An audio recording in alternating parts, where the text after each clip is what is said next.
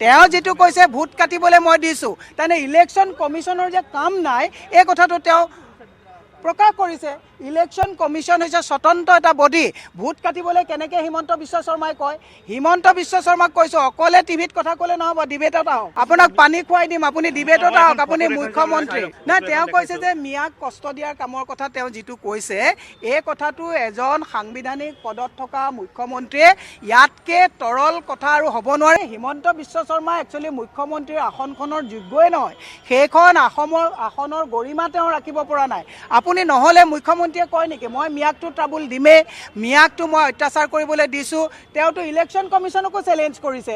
তেওঁ যেটো কৈছে ভোট কাটিবলৈ মই দিছোঁ তানে ইলেকশ্যন কমিশনৰ যে কাম নাই এই কথাটো তেওঁ প্ৰকাশ কৰিছে। ইলেকশ্যন কমিশন হৈছে স্বতন্ত্ৰ এটা বডি।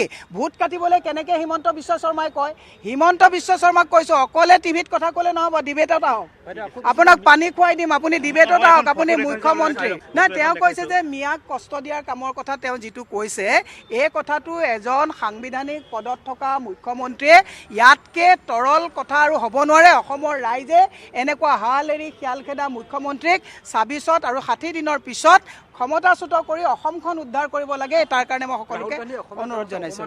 সেইখন অসমীয়া গামোচা বুলিতো দেখা নাই, তেনেকুৱাতো বিভিন্ন ফেশ্বন ডিজাইনৰ বস্তু আমি লৈ থাকোঁ। সেইখন গামোচা কোনে তাত প্ৰচাৰ কৰিলে? সেইখন অসমীয়া গামোচা নেকি? অপমান কৰিছে, এইটো গামোচাখনক অপমান কৰিছে। মোৰ সন্দেহ হৈছে যে এই ইয়াত যে কিবা থ্ৰেড এটা আছে, এইটো থ্ৰেড নহয়, এইটো থ্ৰেড। এইটো কিবা এটা নকওঁ, সোণালী থ্ৰেডটো এটা থ্ৰেড হৈ গৈছে। তেওঁলোকে এইবিলাক বনাই পেলাই তাত বিক্ৰী কৰিছে নেকি? এইখনতো অসমীয়া গামোচা নহয়, মইতো গামোচা দেখিছোঁ। হিমন্ত বিশ্ব শৰ্মা একচুৱেলি মুখ্যমন্ত্ৰীৰ আসনখনৰ যোগ্যই নহয়, সেইখন আসনৰ গৰিমা তেওঁ ৰাখিব পৰা নাই। আপুনি নহ'লে মুখ্যমন্ত্ৰীয়ে কয় নেকি মই মিয়াকটো ট্ৰাবুল দিমেই, মিয়াকটো মই অত্যাচাৰ কৰিবলৈ দিছোঁ। তেওঁতো ইলেকশ্যন কমিশনকো চেলেঞ্জ কৰিছে। তেওঁ যেটো কৈছে ভোট কাটিবলৈ মই দিছোঁ তানে ইলেকশ্যন কমিশনৰ যে কাম নাই এই কথাটো তেওঁ প্ৰকাশ কৰিছে। ইলেকশ্যন কমিশন হৈছে স্বতন্ত্ৰ এটা বডি।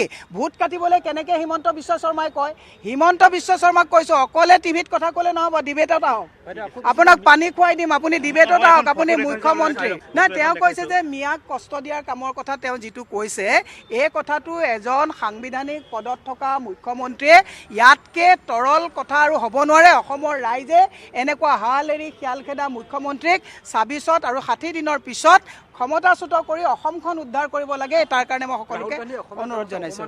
সেইখন অসমীয়া গামোচা বুলিতো দেখা নাই, তেনেকুৱাতো বিভিন্ন ফেশ্বন ডিজাইনৰ বস্তু আমি লৈ থাকোঁ। সেইখন গামোচা কোনে তাত প্ৰচাৰ কৰিলে? সেইখন অসমীয়া গামোচা নেকি? অপমান কৰিছে, এইটো গামোচাখনক অপমান কৰিছে। মোৰ সন্দেহ হৈছে যে এই ইয়াত যে কিবা থ্ৰেড এটা আছে, এইটো থ্ৰেড নহয়, এইটো থ্ৰেড।